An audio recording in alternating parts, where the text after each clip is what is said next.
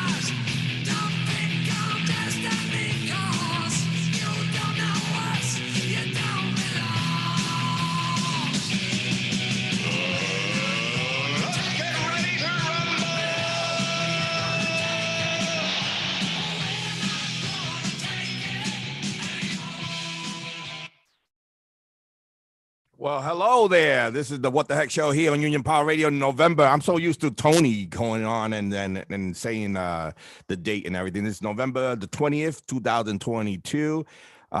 We have here with us Jamie Holligan. How you here, Jamie? I'm here. Yeah, he's there. He didn't quit. He's still here. But anyway, we have a lot of topics to talk about today. First of all, I'm going to talk about what happened last show with Rosario and to explain to you guys how it went down. So at the end of the show, you know, he said that he was not going to be doing the show anymore, something like that. And he never spoke to me about it on the side, and I felt like it was kind of disrespectful that he did it on the air and cowardice. But anyway, I shut him down. I got him. We talked. We're good now, and you know, he has things to do that he can't be on the show no more, which I understand. And I try to explain to him that I try to do everything everything to something, to help them because.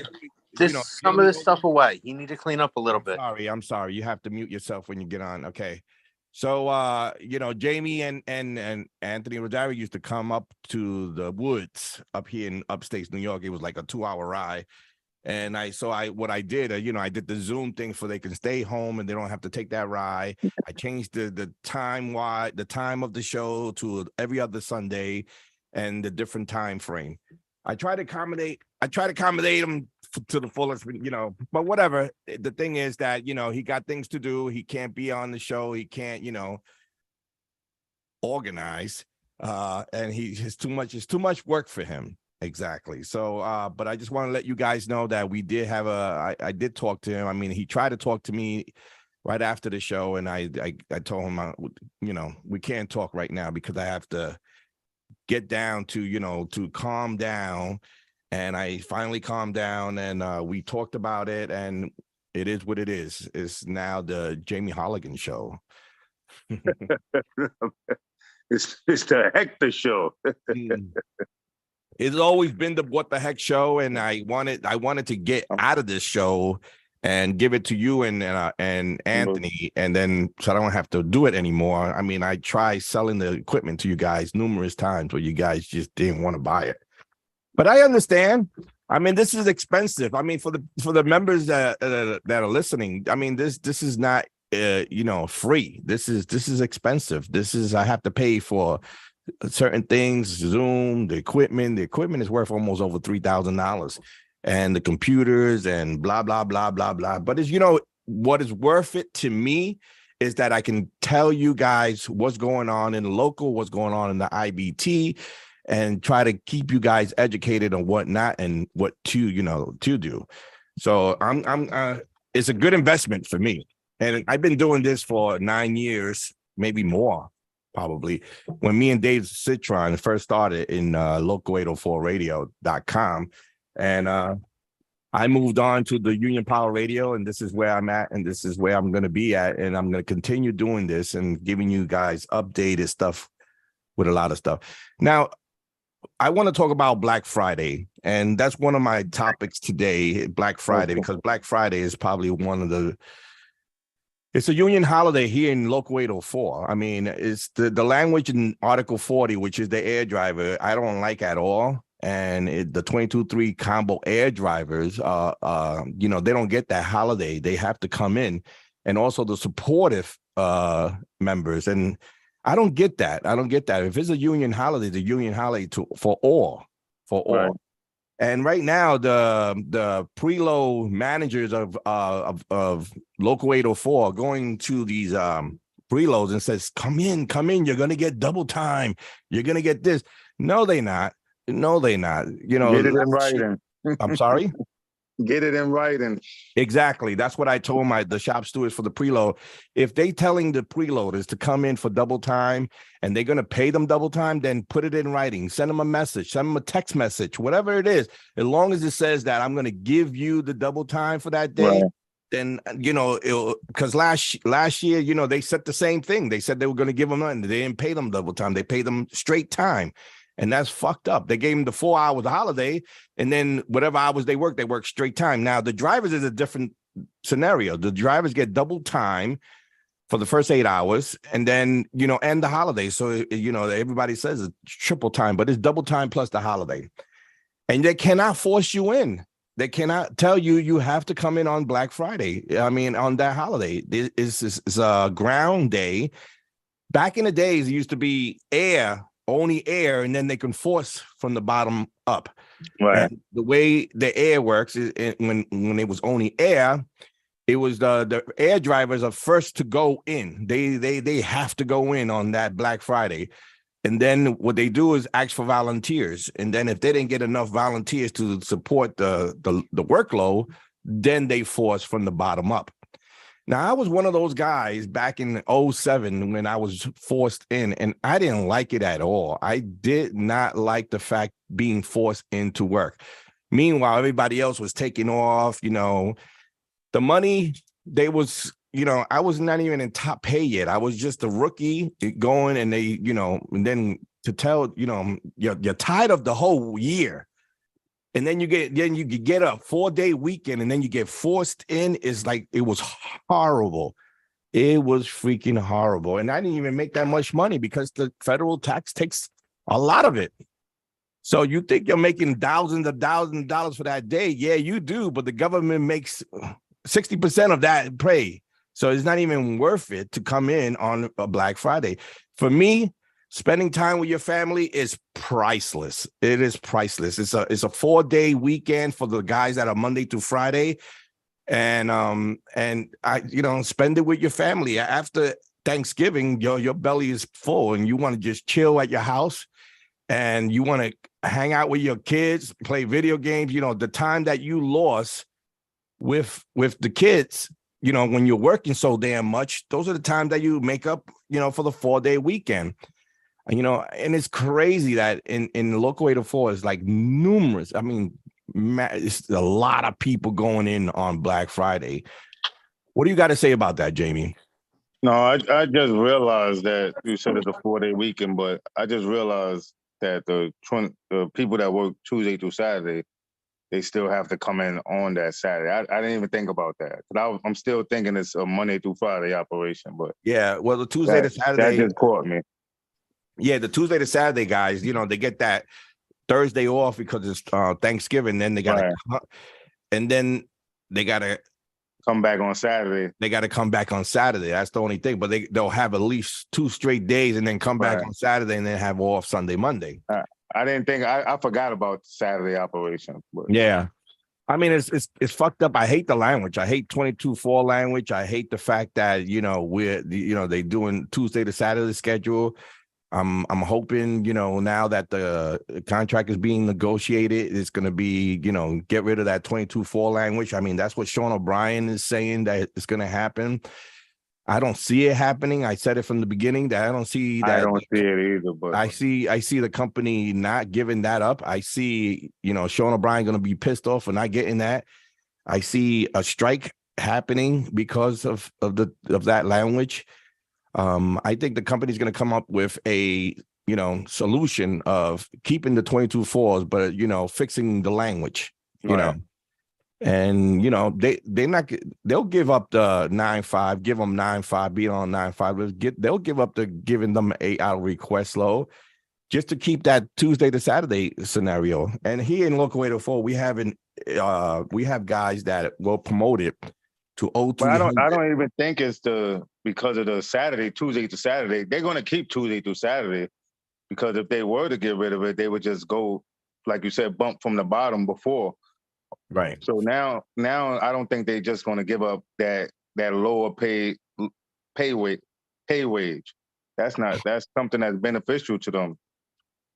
Yeah, well, that 22.4 language is I never liked it from the beginning, and when Dennis Taylor was okay with it, and our old executive board, the strong, weak, whatever they call themselves, was with it. And then they try to change up they tune of not wanting it. They said it was a benefit to the membership. I mean, I don't see that the fact that if a guy across the street from me that's a 22.4 and I'm on the other side, I'm an 0300 making $6 more than him, and he's doing the same work as me and as much as work as me. I can go out with 150 stops. He could go out with 150 stops. It's the same thing, and they doing the same job for $6 less. I just don't like it. I don't like the fact that they can be on the 9.5 list because people do have families and they have children to go home to, and a request load when they need a request load to go do something during the week. They don't have that either, and that sucks. I agree with you. That sucks. But I hope with Sean O'Brien, now that is in the international and he's been all over the place, all over the United States. He just came from 728 when they had the election on Friday. Dave from the Roswell show was running for president on that local, and unfortunately he didn't get enough votes. But it's a 14,000 member local, and the turnout was so bad. It was so bad that the people that were there, they won the local. The turnout was about 1,700 out of 14,000. Oh my God. That is crazy. That is because no one is caring about going and voting in your election. And you know what? The company sees that shit. The company sees that the membership is not interested in any union politics. So that's why the company always takes advantage of that when they see those kind of numbers that you have at 14,000. I might be wrong, but if Dave gets on or he's listening, he could get on and he could correct it. But I thought that's what I saw and heard, that it was 14,000 members. Out of 14,000 members, only 1,700 voted. That is, now, if it's 14,000, you're not getting nearly 10,000. Yeah, something is wrong. You should get above 10,000. That's terrible. And that happens all over though, all local. Nobody gets involved, but everybody complains about everything, and that's really the problem. And like you said, the company, they watch that, and now, especially since we're about to go into the contract, they're really watching that. So why would they give up anything? Oh, nobody votes. Exactly. And the guys that are the complainers are the ones that don't vote. So, you got to vote. I mean, if you want to spread, you might think, oh, every time I vote, nothing gets done, and it's just the same old. Well, guess what? People came out and voted a half out, and it happened after 19 years of him being in office. It finally happened that people got out and they voted for Sean O'Brien, and Sean O'Brien now is the new international president, with Zuckerman as the Secretary of Treasury. And they're making moves. They're making power moves. And this is one. I mean, every contract is important. Every year they always say, "Oh, this contract is more important." This contract, Every contract is important, and the important of it is that the members, you guys out there that vote and get the vote out to show the company that we are involved in the union. The more the merrier. They see a powerful union with all the votes. If there's 1.4 million Teamsters, we should be at least 700,000 voting, and we ain't even getting that in the international. International is in the low 300,000, maybe a little bit lower, and that's crazy. That's 700,000 members out of 1.4 is a great turnout. 300,000 out of 1 point, not a great turnout. 1,700 out of 14,000, not a great turnout. Here in Local 804, we have 8,200 members. 3,000 out of 8,000 is a right number, but I mean, we could do better if people vote. I mean, I hear everybody all the time, vote. I can't stand this. I say, vote. That's all you got to do is vote. That's what you got to do. We should be getting at least 8,200. We should be getting at least 7,000 automatically. 7,000 at least. That should be a minimum of what we should get in this local. And it's local. Sad. And that's what it is, though. You know, people always complain and they want to say this is that. I'm not getting treated this way, you know, but you don't vote. You don't even go to union membership meetings. You don't. We're barely out of 34 or 21 Reveal.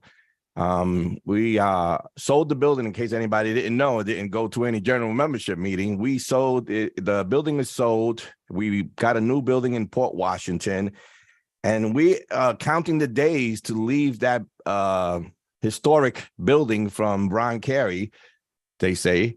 And we're going to be going to a new building in Port Washington. And you guys never been to the hall, never been to a union meeting, never been to a shop steward meeting. If you're a shop steward, you probably don't even know how it even looks or what. I mean, memories is history memories there. I mean, to go down to the union hall and see where it all started with Ron Carey, I mean, it's something in history. But now we'll be moving in a couple of months, I believe in February. I mean, they pushed it back to February. I thought it was going to be in November. Now it's pushed back to February. So in February, we'll be in the new building in Port Washington. I don't know the exact address.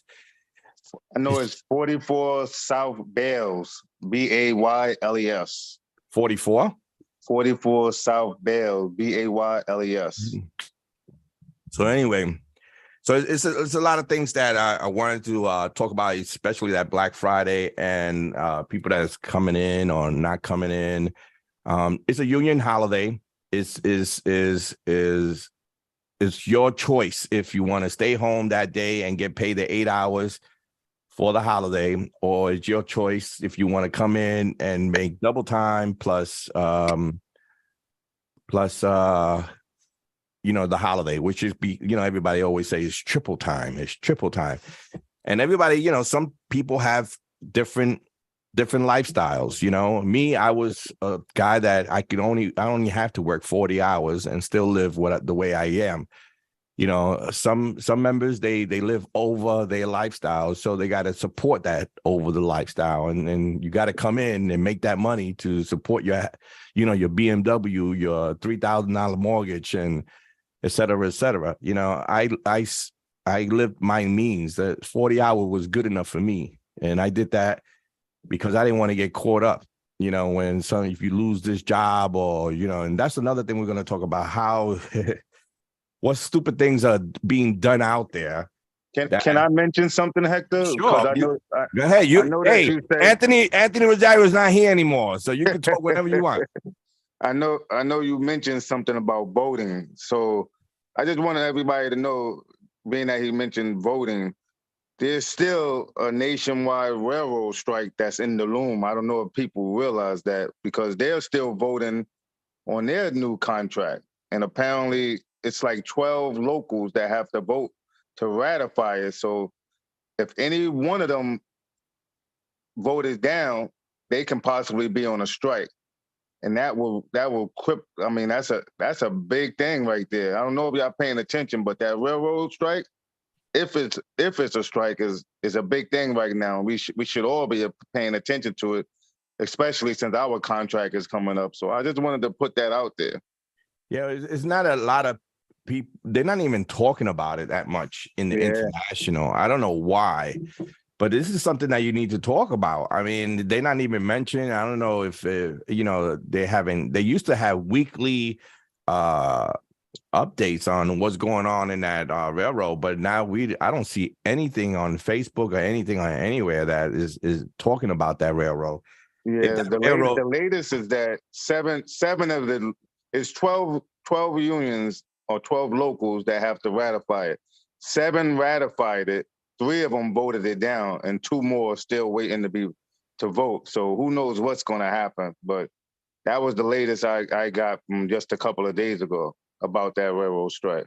Yeah, and Teamster members here with the UPS, the contract expiring July 31st at midnight, which is August 1st. It says on the contract August 1st, but it's July 31st on midnight.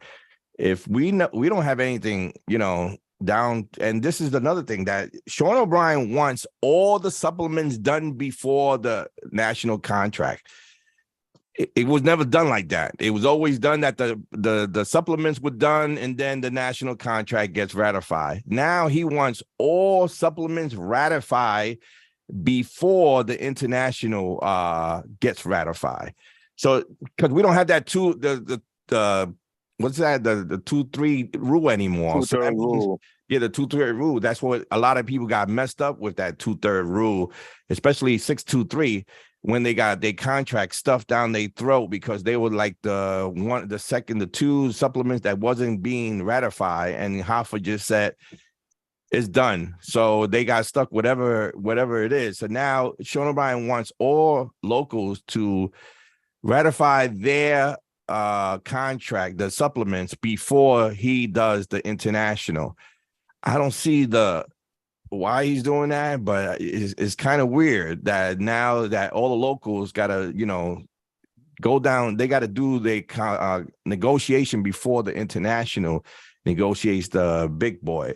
Now, people that don't understand, the local does not negotiate the monies of any, the raises or anything like that. That's all international. So the only thing the local does is the supplements of the language, of certain language that we're going to go. And let me tell you something, we have, we got to wait to sit down with the company to ratify any or go over any negotiation with the supplements. So that's going to be all the locals. And there's a lot of locals out there that's got to do that first. So remember, Sean O'Brien wants all local supplements to be ratified before the international be ratified. So the only thing I don't like about that is, like, if you remember the last contract, now if you finalize the supplements and then all of a sudden they throw something in there, let's say the 22-4s got in there. Now, how can you, as a local, try to counteract that, like change up some stuff or some for your local when your supplement is already done? You can't, if they throw something in there, you can't do anything on your supplement because it's already done. So that's the only thing I don't like about that. I think that is kind of scary, Jamie, and that's a good point, because if they do ratify the supplements and then the international throws in a different language, like the supplements can't throw in their how they want to run their show, like in Local 804 or any other local. And that's what happened the last time when they put the 22-4s language in the international, and then we had to ratify our supplement. At least we threw some language in there that would have helped, that helped the 22-4s. But now is turned around. Now he wants all supplements done, and then whatever happens at the international happens international. But hopefully you don't throw a loophole in there. Yeah. You know, I think this is the first time it's happening. I don't know if they ever did it back in the days that they ratified the supplement before the international, but I never, and in the contracts that I've been through, I always saw that the international always ratified, and then the supplements, it was up to the supplements, and that's why the 2/3 rule was in effect when 2 locals or 3 locals didn't ratify the supplements that you know, Hoffa had the right to shove it down their throat. Like, you don't have to negotiate nothing. And oh man, this guy's he's asking me a question. But you got anything? Yeah, I also wanted to bring up the I'm mainly about the 9/5. I don't know if people read the article, but the 9/5 is not in effect right now between November 15th and January 15th. It's no longer in effect. So if you're on a 9/5, just remember that it's not in effect right now between November 15th and January the 15th. So just think about that one.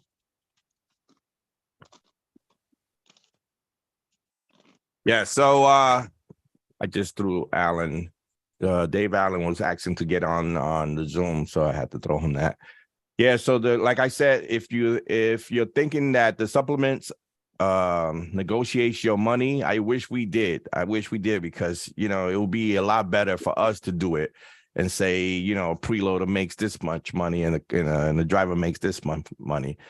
But, you know, like, again, you know, the company is gonna fight they're gonna fight for the raises. I don't know how much raises they're looking at right now, but usually for the past couple of contracts, I mean, it didn't go past $5 for the 5 years of negotiation. You know how it goes: 40 cents here, 70 cents here.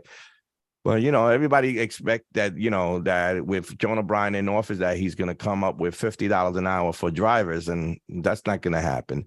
It may be happening in the future, but right now, you know, they are busy trying to negotiate what they're going through right now. Now, I know that the company put their foot in their mouth and used some 22 fours. I'm sorry. Is it 22 fours? No, some preloads. And last Christmas, they were paying them $20 an hour to start in certain areas, in certain buildings. And then the other guys that are not in those buildings was making, you know, the minimum 15 an hour. And that's kind of fucked up that the company would do that a building that's across in let's say Yonkers and Mount Vernon, you know, the preloaders wasn't making the same as these guys that were just coming in for the season and making $20 an hour. That's just a slap in a union man's face. Well, apparently they're doing it. They're still doing it, Hector. And they are doing it. Yeah. They are doing it. And Sean O'Brien said that he's going to fight for that because now he wants the whole preloads to make that $20 an hour, which is nice. I agree. I think they deserve more than $20 an hour. I mean, like, I wasn't in preload. I was a straight up driver, but I'm now a business agent. And let me tell you something. I go there to the preload at 4:00 in the morning, and they're incredible. They're loading 4 or 5 cars, and they making moves. So I think they deserve. I also think they deserve to be in our medical, but, you know, they saying that Team Care is pretty good. So I think they should be like where it was before, that they were all in our medical. That was the international thing also. Hold on, Dave. It's coming in. So that's that. So like I said, Black Friday is a holiday. I can't even express it even more than I get calls. I get called all the time about saying, oh, they're not asking about, can I take the day off? They're asking about how much money am I going to make? I don't, you know, I'm not the federal government, but I guarantee the federal government is going to take more than what you think they're going to take. I experienced that, and I just want to stress it out because I got some listeners that, you know, they don't understand why they can't. And no one's saying you cannot come to work. I'm just saying it's a holiday. It's a 4-day weekend for the guys that are Monday through Friday. That's all I'm saying. Enjoy it with your family. You know, being with your family for 4 days is priceless. There's no price in that. But you guys want to make that money. I get it. I get it. You're living over your means. I get it. I get it. But you know what? I wish one day that the members would just listen and be Teamsters members and just stick together and just tell this company, fuck you for the day, because you know why? You fucked me the whole fucking 10 months. You gave me crazy lows. You gave me, doing this, doing that. And this is the day that you can actually have the right to say, I'm staying home and you got to pay me for it. That's, telling them, but, I just don't get it. I don't get it. What's up? I have a question for you, Hector. What's up? What would happen if everyone did do that? Because now this is peak season. So now they have these PVDs. What would happen if everyone did do that? So everybody goes home and stay home 8 hours. I mean, that's so now that means that means one union, one go. That means that everybody stick together and everybody just stay home. It's the holiday. They get paid for the holiday. It doesn't mean that we having a work stoppage or we doing anything. It's our right as a union member to have that holiday. Now, there's difference between air and ground. They are definitely going to run ground. So that means they cannot force anyone in. Now, if they ran only air, then they can do the air operation Article 40, and then they can force people from the bottom up when they don't have enough volunteers to do it. But it is a union holiday. I mean, I know that they put it into your head you're going to make $1,000 that day.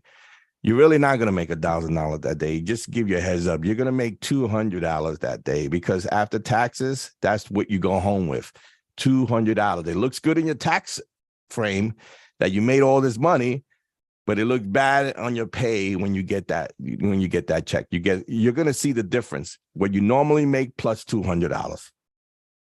It is what it is. So, Dave, Roswell has something to say. Go ahead, No, it's fine. I just got in. I was going to ask you because you just came through an election, and the votes were out, and the question that I was saying before, it was that you have 14,000 members, correct?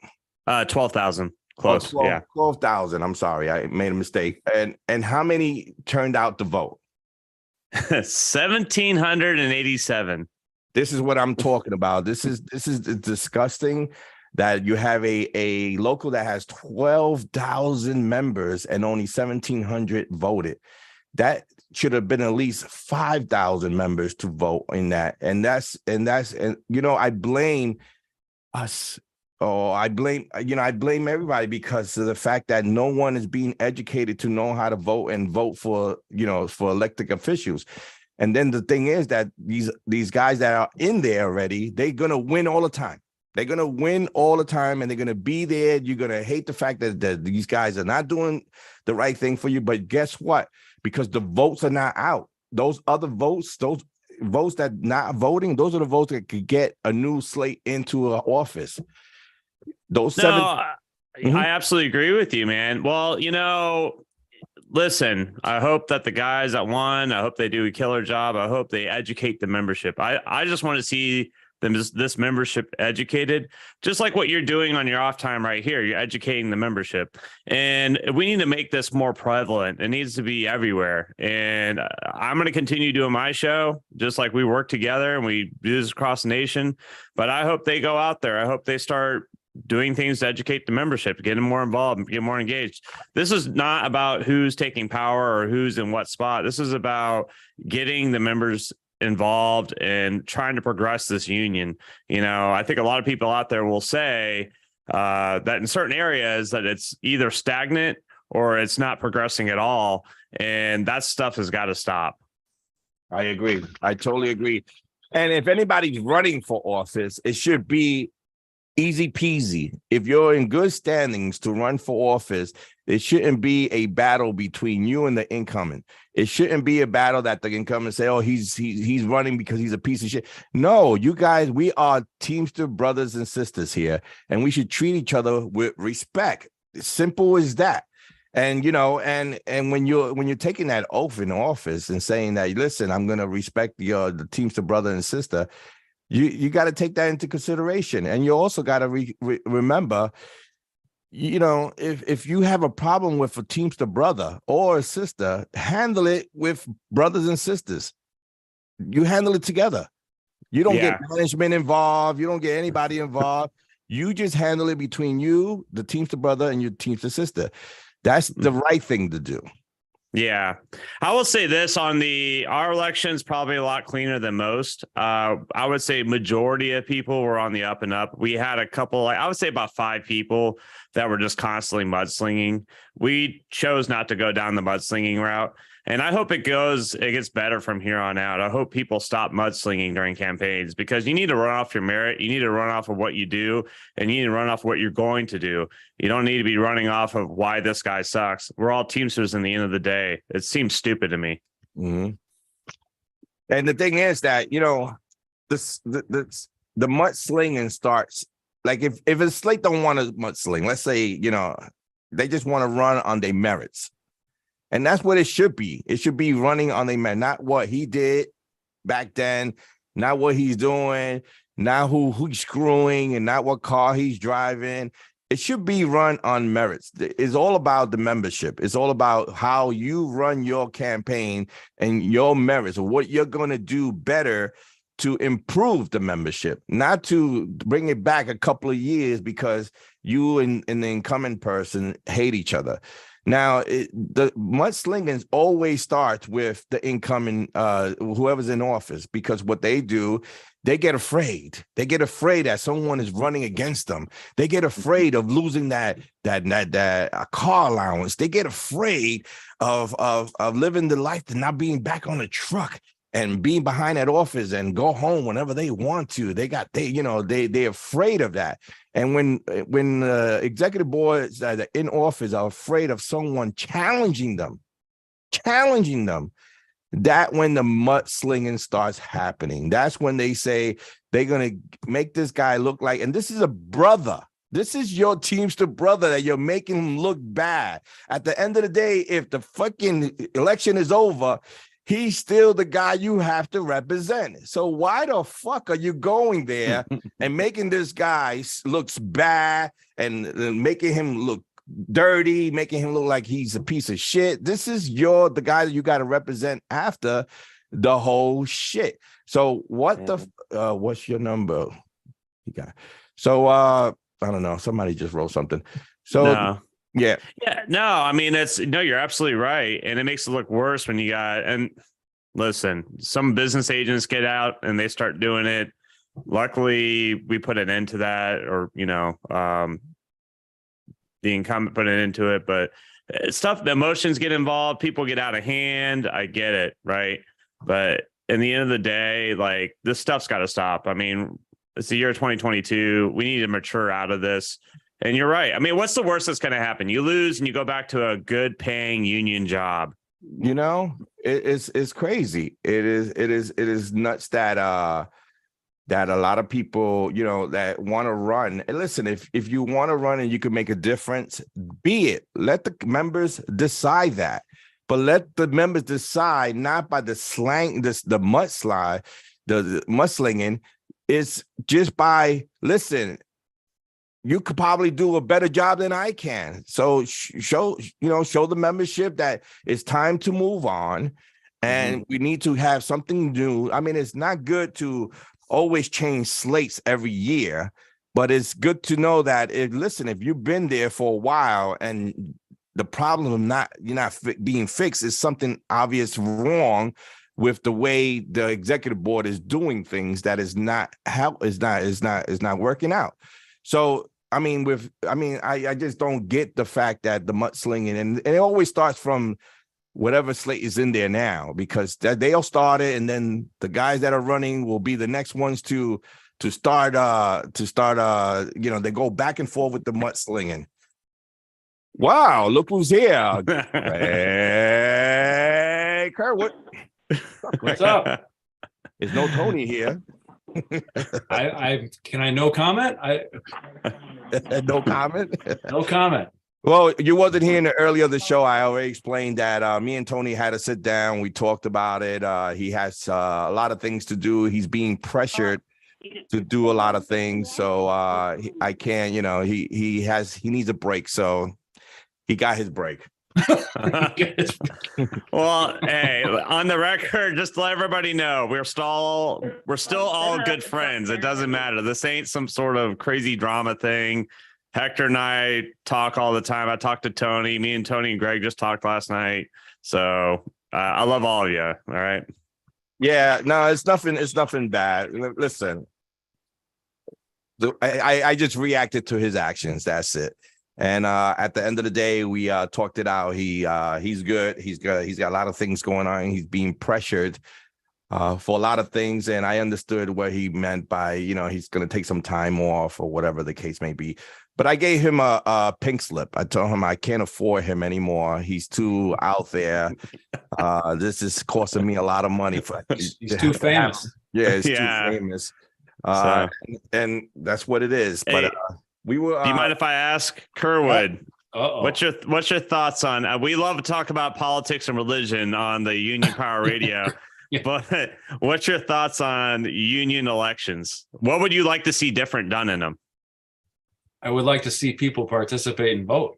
I think more than anything. I think that gets lost in a lot of these elections, is that we focus on who won and how much they won by, and ignore the fact that nobody gave a shit at all in the first place.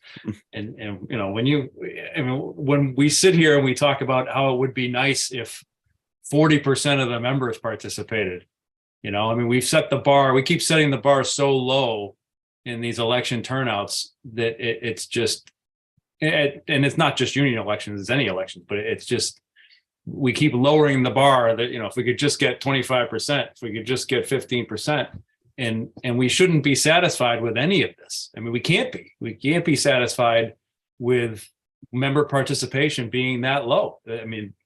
Beyond the fact that it means our leadership is not representative of the members because they're not participating, but the signal that it sends to the employer is that the union is weak, that our members aren't engaged, that they don't care, they can't be bothered to put a letter in a mailbox. Are they really going to stand tough during contract negotiations?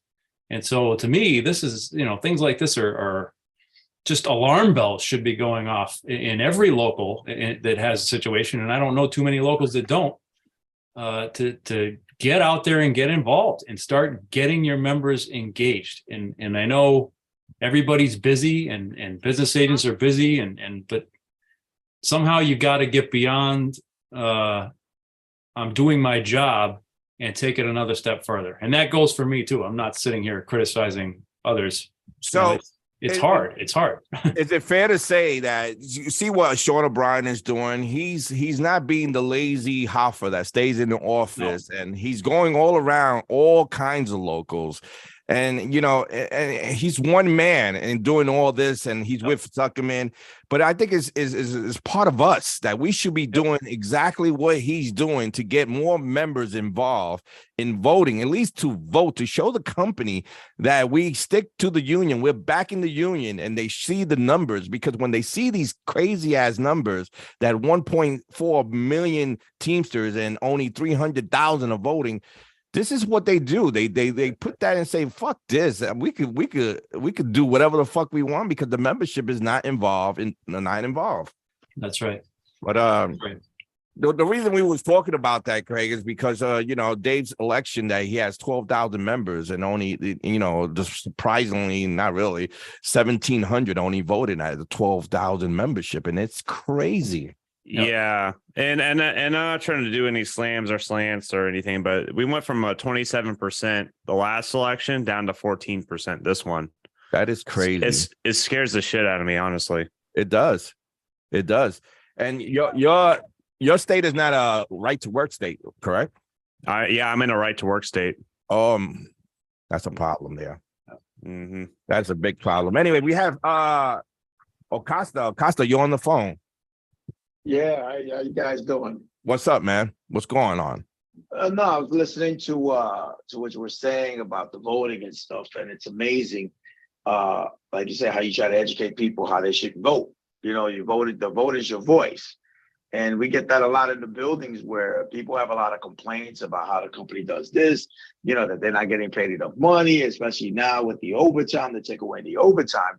But then when it comes time to vote and stuff like that, you know, it's like you said, less than the desirable amount of people you want to vote.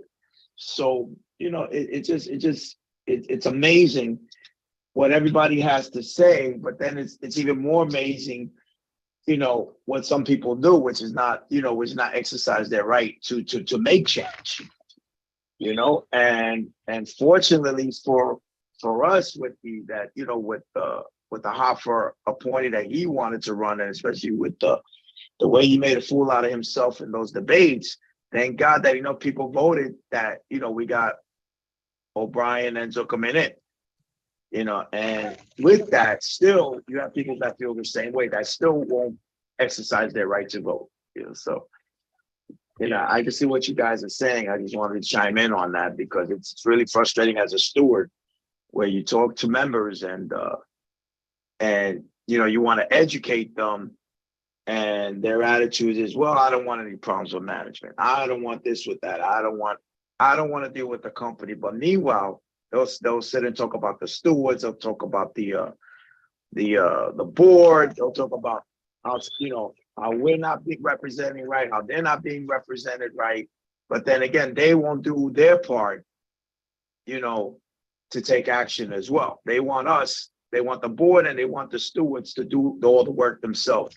And they won't take any action. Well, their biggest thing is that they say is, oh, I pay union dues, so you work for me. Yeah, but you know what? You part of the union. You have to, you know, earn that status also by paying union dues.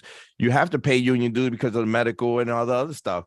But this is what a union represent you with. And then, you know, let's say that you're the guy that doesn't ever get into trouble. You see us like we don't need a union because, you know, I do my job, and I'm glad because, you know, it is hard out there to be defending some people what they do in the office. I mean, this past month, I've been through so many hearings. Because, you know, it's simple. You do certain things and then you think it's wrong and you think it's right, first of all, because if you're in trouble, you're in the office because something went wrong.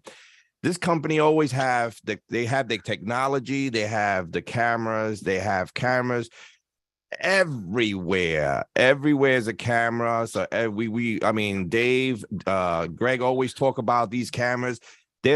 They watching you everywhere. And I'm telling you, I know because I know LP walks around with $300 in their pocket. $300 in their pocket. And let me tell you something. If LP comes in through my door and says, I want to see that ring camera of yours, I'll give you $300 for 3 seconds of it. You think a whole owner is going to say no to that? He's going to say, come right in. I'm going to show you whatever the fuck you want. I'll even give you a whole hour of it. But that's what they do. They look for stuff to get you, and you put yourself in those predicaments. And then every time when it's time for, you know, go to union general membership meeting to educate yourself, to educate what's out there, because in general membership meetings, you know, they talk about what's going on, who's getting disciplined, what they're looking for. This is all in the general membership meeting. And the shop steward meeting is almost the same thing. We tell the shop stewards what they're looking for. Make sure you tell the members this. Make sure you tell the members that. Make sure you do this. But then we have shop stewards that don't even come to the shop steward meeting. We have shop stewards that don't even know what the hall looks like. And that is crazy. I mean, this is one. I mean, listen, I'm a union. I love the fact that I can fuck up, not purposely, and have a union representative to keep my job. You know, if I do some illegal shit like stealing phones and stealing time and all that, I got it. You know, that's me. That's all on me. And there's two things that I want to talk about. Anybody else have anything to say about that? But I have two things to talk about, which is you have two responsibilities here, and it's your license and your DOT card if you're a driver. And those things are very important to you because that is your livelihood. That's you know, you have to drive. And if you get pulled over, speeding 100 miles over the speed limit, or you DWI or whatever, your license is the most important thing. Now, there's things going on here, and I want to give you guys a heads up, because I don't want this. I'm not going to talk about a case. I'm just going to tell you what the scenarios are and what to prevent you from not doing it.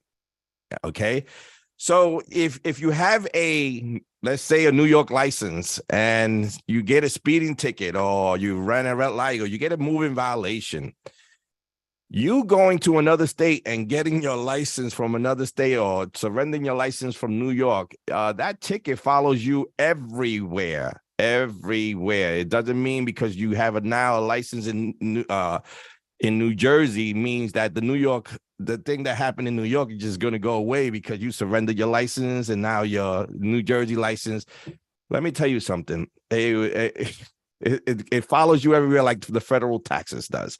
You can't avoid the taxes. You have to pay the taxes. You won't have to pay it now, but you will pay it later on when they get you, and they'll get you hard. And there's the same thing with the license, guys. If you have any moving violation and it's coming up in January, the MVDC, make sure you put in that you did whatever you did in the past 12 months, even if it's past 12 months and it's pending and it's not convicted yet. It's still something that you have to put down on the MVDC. You have to put down that you got pulled over. And I hate this, that I get into office and they said, I never knew I got the ticket. How the hell you didn't know you got the ticket? You got pulled over. You got served the ticket. You got you got the ticket. So, I mean, if it's child support, I hear something different like that you don't pay child support, and then they all of a sudden, they suspend your license, but they don't all of a sudden do that. They send you letters in your mail and tell you that you're going to be suspended on the 4th of next month. So get it fixed before the 4th of next month. I don't understand why you wait to the 4th of next month to fix your license when you had a month and a half to fix it. You have to fix, that's your livelihood. They have third parties looking at your license. Go ahead, Dave. No, I was going to chime in real quick because you mentioned something there about making sure your address is current. And if you want to, I guess, touch on that as far as getting it, you got to get it current through not just the company, but through the union as well. Mm-hmm. Exactly. And if you're not getting Teamster magazines or Teamster letters, that means your address is not right. So you got to get there, and maybe that's why we're not getting the ballots out to you, because your address is not right. Listen, everyone wants to move up in the world and go to a different, and live a better lifestyle, buy a house here, there. You have that right, but you also have the right to keep in contact with the union. And if you're not getting magazines in your new house of Teamster, that means you ain't getting nothing. That means you ain't gonna get the ballots to vote. You ain't gonna get your driver's license notification that you got suspended, and the company will get that before you. And that's the problem with Article 35. Article 35 states that if they have to come to you that your license is suspended, then it's a dischargeable offense, meaning it's dishonesty because you wasn't honest to them. Now, if you get that letter and you tell the company, listen, on November 4th, my license is going to be suspended. I just want to give you a heads up. You have in our supplement, I don't know if anybody else's supplement, you have up to 2 years. They take you off the truck as driver and they put you as a helper, and you have up to 2 years to fix your license. And in those 2 years, you can be a helper and fix and go through the process of fixing your license, as long as in 2 years that you get your license fixed. And that's listen, Article 35 is for both. It's for the companies to say that, listen, if you're driving their suspended license, it's a responsibility for them, because if you get pulled over or if you get into an accident, it's a big liability for the company. You don't understand. You got to turn yourself around and put the shoe on your foot. You own a company with 15 trucks. You want your drivers to be, good to drive those trucks, because then your insurance you're liable for whatever they do. So you got to put yourself in their shoes, that, you got to have your license corrected. And that's the only responsibility you have is license and DLT card. You have no other responsibility, and come to work. That is it. Hector, if I could say something. Sure. See, when it comes to like the MVDC and the DOT card, I keep a DOT card in my truck. I keep it up on that little pouch of the helper jump seat. That way, if they ask me for it, it's in my truck, you know, or I keep one in my bag. But what bothers me is that when it comes to MVDCs, I mean, why can't you just be honest? If there's something going on with your license, I mean, that the fact that the dishonesty is going to get you walked out the door. Why would you do a dishonest act that yourself walked out the door anyway, when all you got to do is tell the truth? What's so hard about telling the truth? Exactly. That's what bothers me. Because if you want this job and you value this job, and you talk about how good this job is to your family and your lively and your quality of life and everything and all of that, why not once a year just tell the truth? If you have an issue with your license, tell the truth. Honesty is the best policy, especially if dishonesty gets you walked out the door. Exactly. And that's what I'm going through now with people, licenses is showing up suspended. The management is walking out people. I mean, it's just, I don't know what else to do. I mean, I try to put the puzzle together that they give me, and, they give me that they did this, they did that. I try to make it look like, the member is right. And I'm coming up wrong because they have third parties investigating this, and the third party is not going to lose the business of the company because of the fact that they're getting paid big bucks to do these investigations. They're not going to lose that. So they're going to give the company exactly what they want. They're going to give them your old your old abstract, your previous, they're going to give them all that history, and they have the right to get all that history. And that's why they won't allow you to come to work if you lie during an investigation. That's lying during an investigation. It's hard to prove to an arbitrator that you've been driving their truck for 2 months and on suspended license. Now, this situation was a out-of-state license that he surrendered or whatever, and they suspended his license, his driving privileges in the state of New York. That means that even though his license was valid in another state, New Jersey, if he got caught in New York State driving by the police or got into an accident, the company is fully liable for what happened there. So when they say that, your license is not suspended in New Jersey, is valid, is good, but your driving privileges in New York State is suspended due to the fact of the ticket that you didn't take care, that you thought that it was going to go away because you changed your license to another state. Well, what was the intent of that, though? Was his intent to deceive, or the fact that he had a problem in New York that he said, I'm just going to get a Jersey license, or did he move to Jersey and got a Jersey license and did Jersey inform him of the suspension in New York? That was part of my... everything is intermingled now. If he has a suspension in New York and he tries to get a license in Jersey, and his license in New York is suspended, they won't allow him to get a license. Exactly, because it's all connected. It's all connected. But the problem is, if it's still pending, if the ticket is still pending, it's not going to show up in the DMV in New Jersey. It's only going to show up when it's convicted is done. So that's why they said, okay, so surrender your license, you're good. We're going to give you a New Jersey license. You don't have no violations whatsoever because it's in New York, it's still pending. So that's why they didn't see it. So I did a lot of things to see the difference. Now, I didn't know this because I was doing my investigation. I didn't know that when you forward your mail, the post office cut off forwarding your mail in 12 months. In 12 months, they'll forward your mail from whatever address to A address to B address.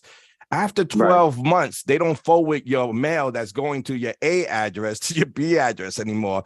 So, I kind of was working on that case with that the post office cut it off, that they probably sent him a letter and never got to the new address because it was already a cutoff period of 12 months so you got to look into that. Well, so that's the post office only sends first class mail. They only forward first class mail. If it's not first class mail, it won't get forwarded. Just to let you know that. So you just first class. I mean, I read it on because I had only to first class mail. Okay, that's why when you go, I know because you were the post office guy, right? Right. Only first class. That's why when you go to your old address, that's why they still send letters to your old address, because it might say pre-sorted standard on other things, so that doesn't get forwarded. Only first class mail. Right.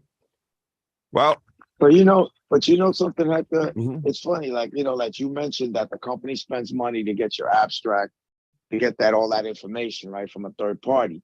But it doesn't cost you anything to look at your abstract. Well, it costs you $7. Online. Doesn't cost you a dime. Yeah, it costs you Just making $7. that your license is current. It costs you $7 to look at your abstract. $7. You're making $42 an hour. $7 to just make sure before you go to that DVR, whatever the DVMC, whatever MVDC. Before you go to that MVDC, pull out your abstract. It's $7. $7 is better than a big headache that you're gonna lose your job for dishonesty. The abstract, you get it before you fill that out. See if you have any pending or any tickets on that abstract. And then, but listen, even with that abstract, you fucking know, you really fucking know that you got a ticket. I mean, it can't be that fucking, forgetful that you got pulled over Right. and you got a ticket. I mean, it's crazy that people, when I go into office, it says, I don't remember getting a ticket. How the fuck? It says here, you got pulled over. You got a ticket. You got it handed to you in your hand. I just don't get it, but that's lying. You're lying during investigation when you say I don't remember getting a ticket. Oh, come on. Are you serious right now?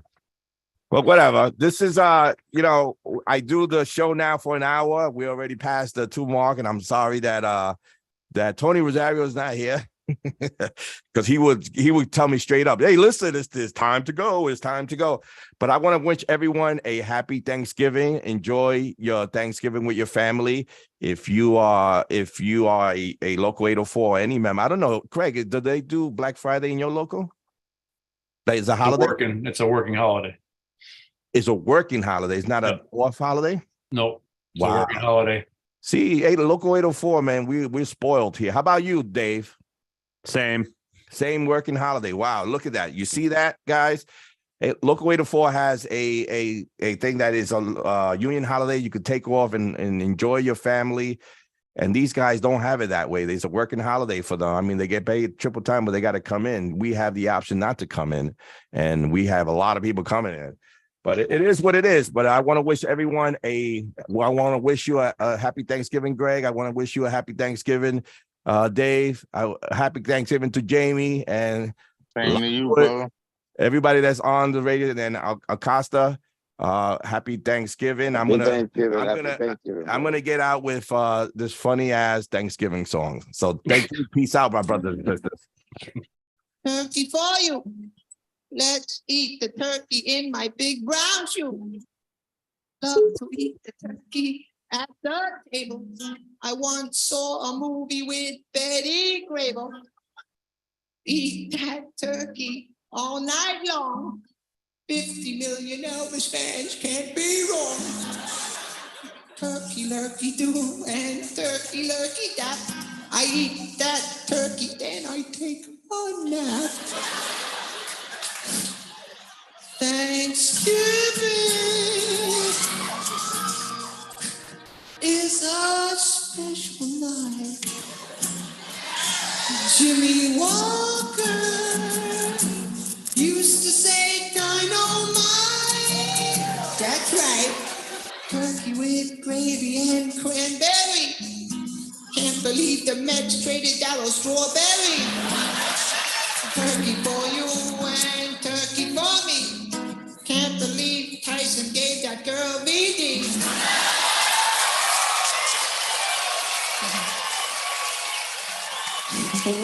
White meat, dark meat, you just can't lose. I fell off my moped and I got a bruise. Turkey in the oven and the buns in the toaster. I'll never take down my Cheryl Teague's poster.